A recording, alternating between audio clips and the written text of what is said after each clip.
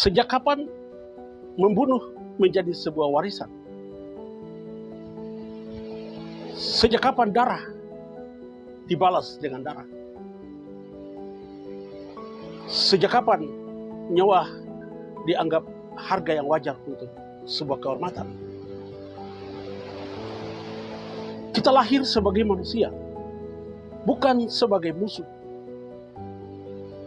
Tetapi mengapa sampai hari ini ada suku melawan suku, saudara membunuh saudara, semuanya atas nama adat, atas nama kebiasaan,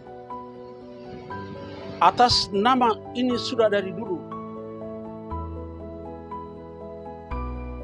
Jika adat membuat kita kehilangan kemanusiaan, apakah adat itu masih layak dipertahankan? Hari ini kita perlu berhenti sejenak dan bertanya dengan jujur, apakah budaya perang benar-benar adalah budaya kehidupan?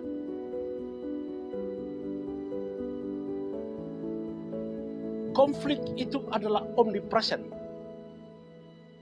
Konflik selalu hadir dalam relasi sosial manusia. Tidak ada masyarakat tanpa konflik. Seluruh masyarakat di dunia ini mengalami hal yang serupa. Namun yang menjadi masalah bukanlah konflik itu sendiri, melainkan bagaimana konflik dikelola dan dilembagakan dalam sebuah sistem sosial. Untuk memahami konflik sosial, kita harus kembali ke hal-hal yang mendasar. Apa yang dimaksudkan dengan sosial itu? Setiap manusia hadir ke tengah-tengah dunia ini menjadi bagian dari komunitas manusia, membawa apa yang namanya sistem sosial. Setiap manusia, setiap aktor tidak pernah datang hadir kosong. Ia selalu membawa apa yang disebut dengan sistem sosial. Yang di dalam sistem sosial itu terdapat 3 hal. Jadi satu aktor, dia datang membawa 3 hal. Yang pertama, sistem sosial yang ada pada dirinya. Yang pertama adalah nilai sosial, norma sosial, dan yang ketiga adalah struktur sosial, posisi sosial, atau juga disebut sebagai stratifikasi sosial. Inilah yang disebut fondasi dari semua interaksi sosial, termasuk konflik. Apa itu nilai sosial? Nilai sosial merupakan pengetahuan yang sudah mapan, yang hidup di dalam masyarakat,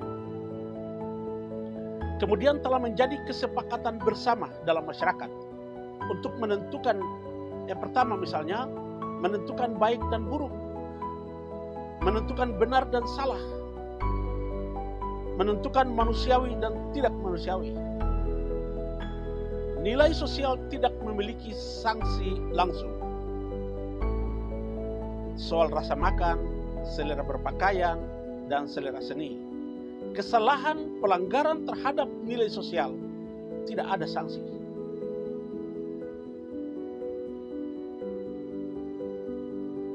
Yang berikutnya adalah norma sosial.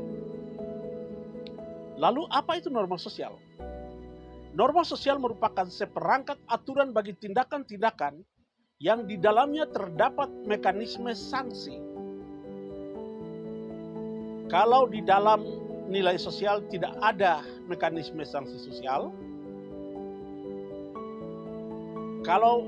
sedangkan di dalam norma sosial ada mekanisme sanksi sosial. Dengan kata lain, norma sosial adalah aturan bertindak yang disertai sanksi sosial. Jika dilanggar, ada konsekuensinya.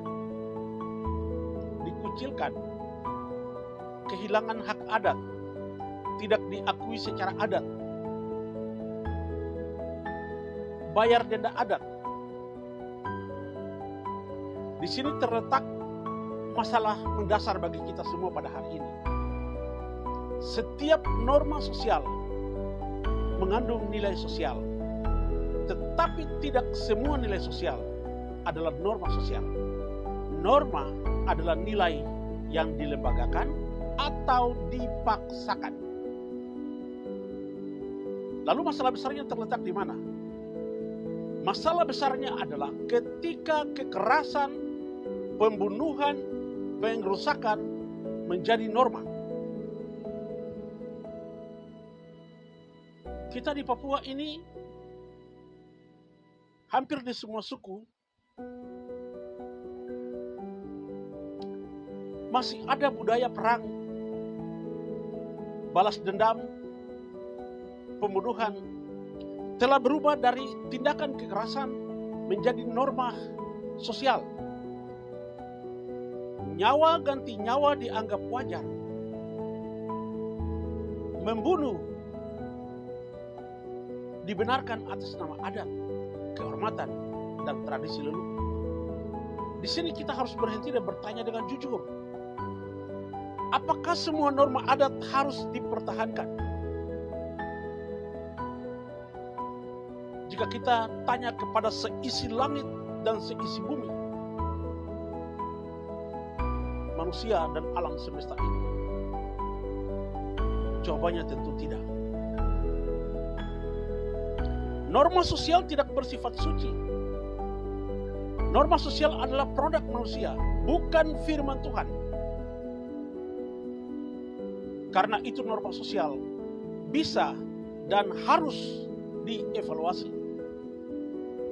Jika bertentangan dengan nilai kemanusiaan, bertentangan dengan hukum agama, bertentangan dengan hukum negara, bertentangan dengan hukum alam, yaitu tentang hak hidup, maka norma itu wajib dan harus dihapus, bukan dilestarikan. Ketika Injil hadir di tanah Papua, Injil tidak pernah tunduk pada budaya. Apalagi yang namanya budaya kekerasan, budaya menghilangkan nyawa, budaya yang membunuh. Tetapi Injil mentransformasi budaya, yaitu budaya memuliakan kekerasan, melegitimasi pembunuhan, menjadikan perang sebagai kehormatan, bertentangan dengan Injil dan nilai kemanusiaan universal. Perlu kita ketahui bersama, tidak ada adat istiadat di atas tanah ini, tidak ada budaya di atas tanah ini yang lebih tinggi daripada hak hidup manusia,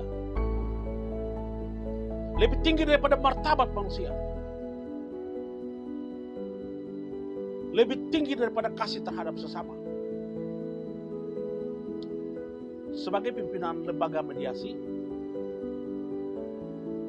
kami menyerukan kepada semua kepala suku, kepada semua ondoafi, pemangku adat, saatnya merumuskan ulang norma sosial. Konflik akan selalu ada, tetapi membunuh bukan satu-satunya cara menyelesaikan konflik. Jika hari ini saling membunuh adalah norma, perang diwariskan sebagai tradisi, maka tugas generasi muda, tugas pimpinan adat difasilitasi oleh pemerintah dan gereja, merumuskan ulang norma sosial di atas tanah Papua. Adat yang benar adalah adat yang menjaga kehidupan, adat yang memuliakan manusia, adat yang membangun perdamaian, bukan adat yang mengorbankan nyawa atas nama kebiasaan, atas nama norma, dan atas nama ini sudah dari dulu. Adat diciptakan untuk menjaga hidup, bukan untuk menghilangkannya. Norma dibuat untuk melindungi manusia, bukan untuk menguburkan manusia. Jika hari ini ada kebiasaan yang berkata nyawa ganti nyawa, maka sudah waktunya kita berkata, cukup. Iman tidak mengajarkan kebencian. Injil tidak membenarkan pembunuhan. Negara tidak melegalkan balas dendam. Alam pun mengajarkan kita satu hal. Hidup ini harus dijaga.